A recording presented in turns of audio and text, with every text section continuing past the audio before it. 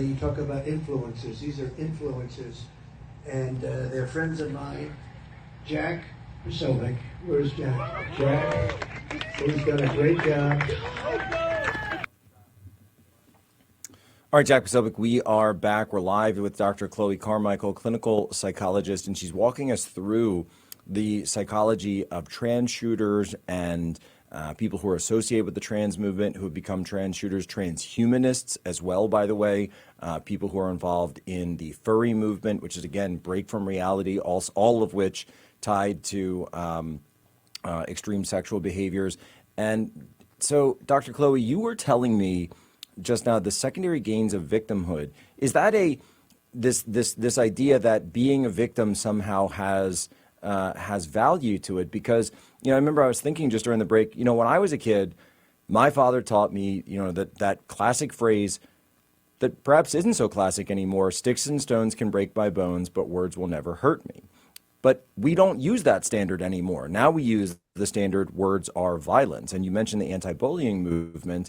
And a lot of this does kind of come from there, that, these words, these things that people say are kind of the same thing as violence. Whereas, the way my father taught me was you stand up to bullies, you confront them, you take that step to sort of, self-actualize and rise to the occasion. But now we teach people to not do that. And it does kind of perhaps lead to these psychotic breaks.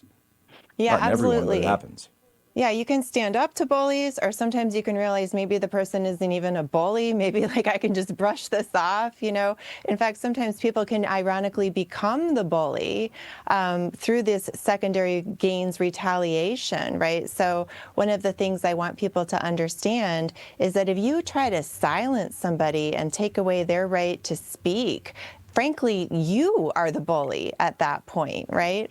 But secondary gains of victimhood it's Psychology 101. The classic example in a psych textbook is, as a little girl breaks her leg, she gets to skip gym class, everybody signs her cast, she loves it so much. And then when it's time for the cast to come off, she says with all sincerity, no, I still need it, and she's not even lying, but she just unconsciously got so attached to this that she comes to not want to part, with the victimhood status and the perks that go with it.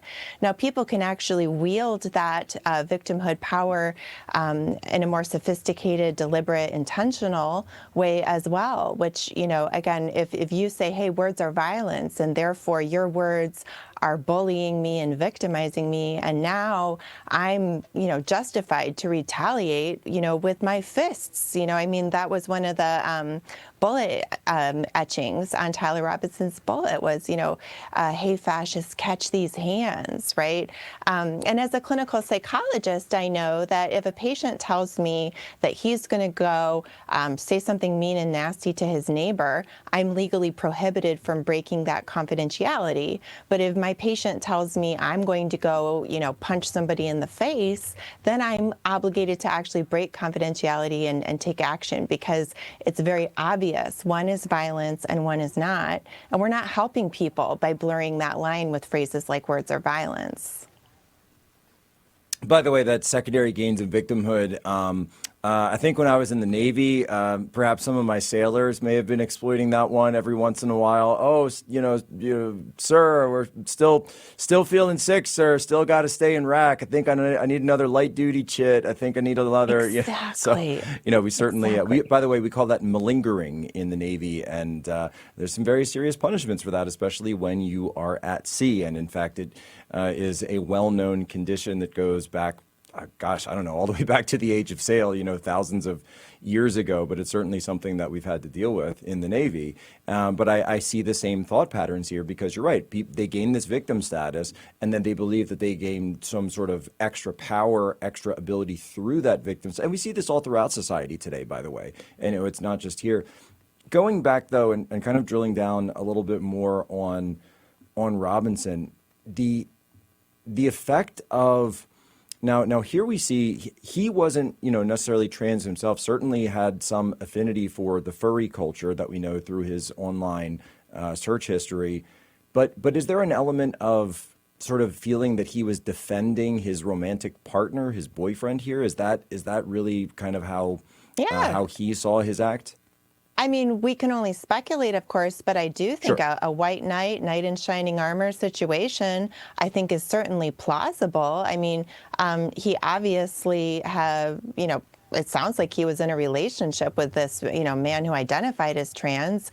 And I don't think it's a coincidence that, he chose to shoot literally at that moment when the very first trans question arose. So I think that's entirely a plausible possibility to be explored. Well, it seems to me that there's so much involved here that, of course, we're not hearing, and then we see these text messages, which are obviously admittedly strange, but between him and Twigs, the boyfriend, and he's taken at face value. It seems that there's some sort of loving, romantic Romeo and Juliet kind of situation going on, but it also is a level of catastrophizing where I had to do this or else your life would have been forfeit. I mean, it seems ridiculous, but I guess the point that I'm trying to make and what you explain in your book is that when you're caught up in all of these psychoses, that it does actually seem as though you're in a catastrophe to them. Yes, although it's hard to tell sometimes which is feeding which. So, for example, you can just have a desire to murder, and then you can, basically, sublimate it by coming up with a socially acceptable reason to do it, right? It's called sublimation. Now, obviously, we don't think his reasoning is socially acceptable. Again, it's quite ironic that he said that Charlie Kirk was so hateful, right, that he had to go shoot him. But a healthy example of sublimation, for example, would be suppose that like most surgeons are thought of as maybe sublimating what could be a pathological desire to, cut people open and, get into all that stuff, but they find a socially acceptable way to channel that energy through surgery. And so it's possible that instead of his violent eruption coming because of his belief system, he may also have adopted or enhanced his belief system as a cover to accommodate his violent tendencies, or they can also feed each other in a circular fashion. I do think that there's a lot of very disaffected young men these days. Gosh, if you're a straight white male, a lot of doors are closed to you. We're up against another break. Dr. Chloe, I need to hold you over because we need to get to the bottom of this. We're holding her over. We're holding over Dr. Chloe. I'm sorry, Dr. Chloe, you're not allowed to leave. The session is not yet finished. I'm not leaving the couch. Jack Posobiec, Real America's Voice, Human Events Daily.